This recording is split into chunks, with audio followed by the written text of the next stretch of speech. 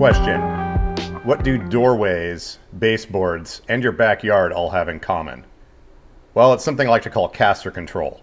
I've been trying to figure out a way to make this video for quite some time, and well, I just figured I'd pick up the camera and start recording it.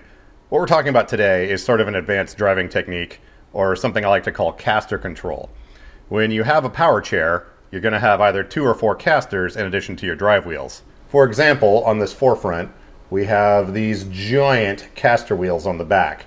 And as you move around, they flip around in a pretty large circle, and a lot of times they'll hit walls, break door jambs, and or get you stuck in the yard. There's a really simple technique, if it's stashed in the back of your mind, that will help you out quite a bit.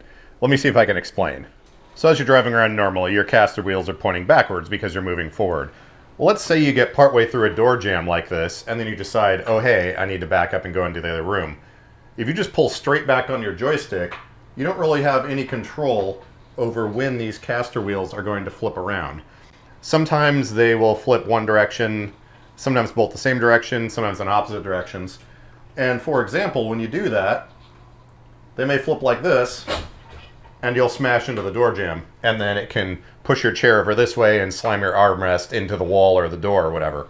The more you're running around on a power chair, you'll slowly become more aware of what your caster wheels are doing depending on which direction your joystick is pressed.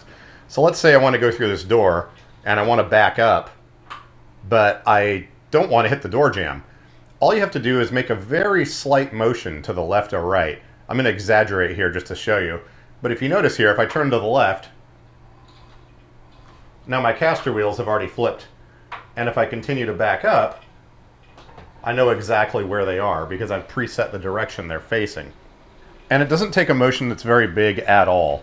So if I stop right in the middle of this door jamb, I just have to move to the side ever so slightly to get those wheels to start turning, and then as I back up, they will predictably flip around, and I can plan for that space that's needed.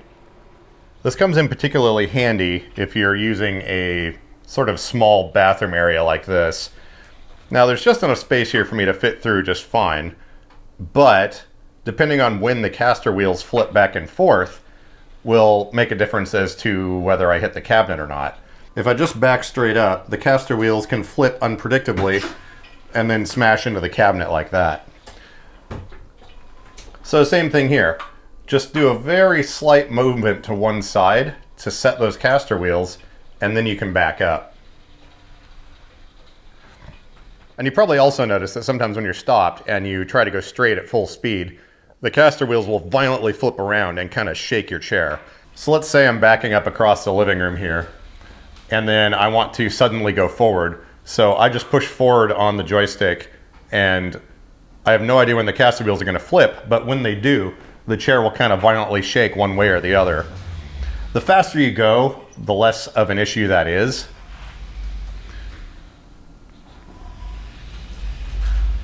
But if you're using a lap desk or something like that, and you've got like some drinks or something sitting on your lap, or even just your phone or whatever, there we go. That side-to-side motion can really cause problems. And honestly, I'm so used to doing this now that I'm having a hard time not paying attention to how the casters are turned. So if I want to back up right now, very slight side motion, then back up, and you're good. Same thing switching direction going forward. Very slight side motion, and then forward, and it's super predictable. Now we can even take this a step further as well. Something I actually noticed that I was doing while I was filming this was as I come to a stop, I'll turn ever so slightly just as I stop. Then when I start moving again, I don't have to think about it. So as I'm going straight here, as I come to a stop, I'll just slightly turn like that. And now as I'm stopped, I know my caster wheels are pointing this way, and I can just back straight up, and I know exactly what they're gonna do.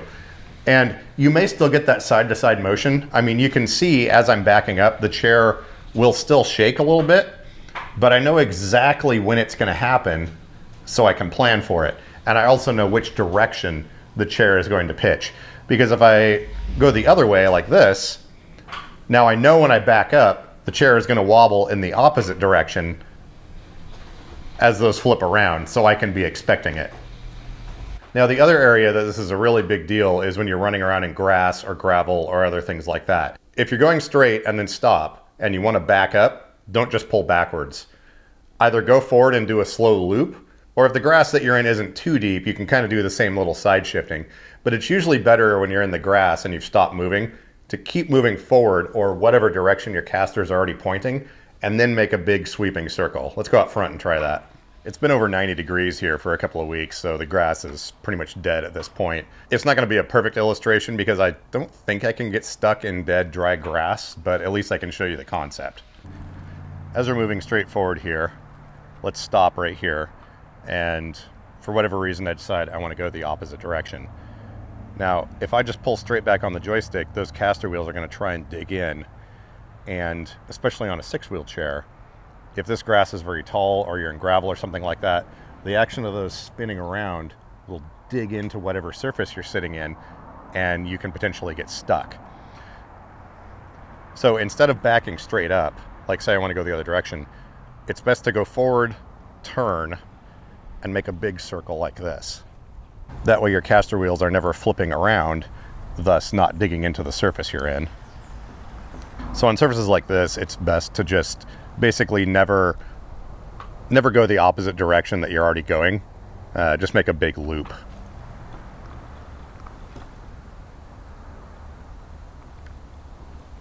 Actually, let me grab a six-wheeled chair out of the garage. I think I can illustrate that a little bit better. Okay, here we have a Jazzy 600 ES, which is probably one of the better examples of chairs that is not designed to go off-road and get stuck super easily. Now, I'm going pretty much straight forward. If I want to back up, you'll see the caster wheels will kind of swivel around and get stuck in the grass a little bit. Again, the grass isn't super tall, but the concept is still there.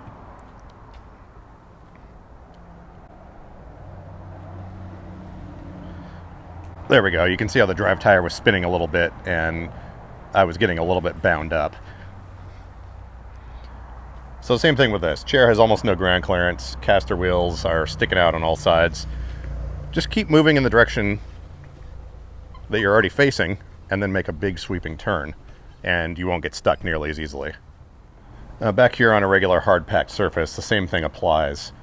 If you're near doorways and things like that, just take a very slight side movement and you'll see that your caster wheels both flip in opposite directions, but now they're very predictable and you can back up or change direction without too much of a problem. Eventually, as you're using one of these chairs, you'll get more and more used to this, and just keeping in the back of your head where the caster wheels are pointing sort of becomes second nature.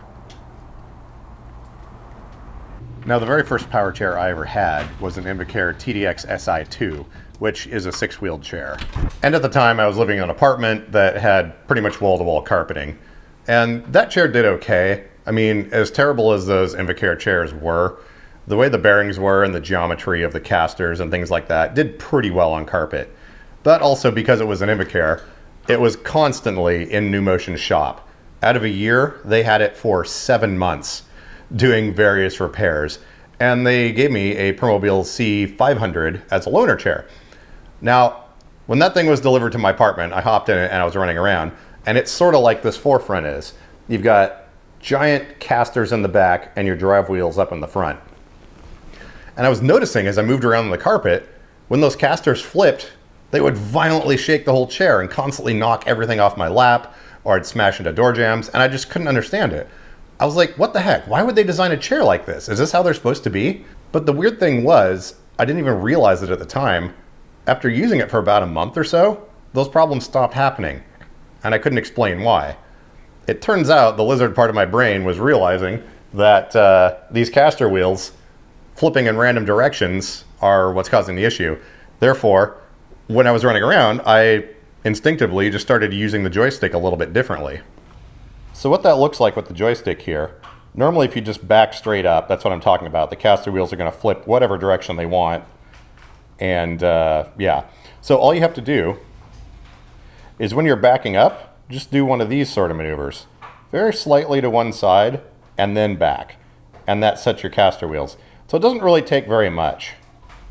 Straightforward, slight side motion, back up, and you're good. I've mentioned this concept to a few people that I know, And immediately they were like, oh, yeah, that makes sense now that you're saying it out loud. And they kind of had the same experience. The chair would, shake around or violently wobble as the casters flipped. But then over time, they realized that it wasn't happening as much. So it's kind of a difficult concept to explain or show real world examples. But hopefully this at least puts the idea in your head and you can kind of think about that. As you're running around, as I'm turning to the right, my rear casters are also pointing to the right. As I turn to the left, they're also pointing to the left. So as I've stopped right now, I've stopped as I'm turning. Without looking at the casters, I can tell you they're pointing at a 45-degree angle back that direction. See? So it's just something you keep in the back of your mind, and you don't really have to think about it after a while. So I'm turning right now, and again, if I stop, the casters will be slightly at an angle. Since they're already at an angle, if I want to back down the hallway now, I can just back straight up and do it, because the casters are already halfway turned, and they're not going to violently flip. Anyways, hopefully that helps. Hopefully it made sense. Yeah, there you go.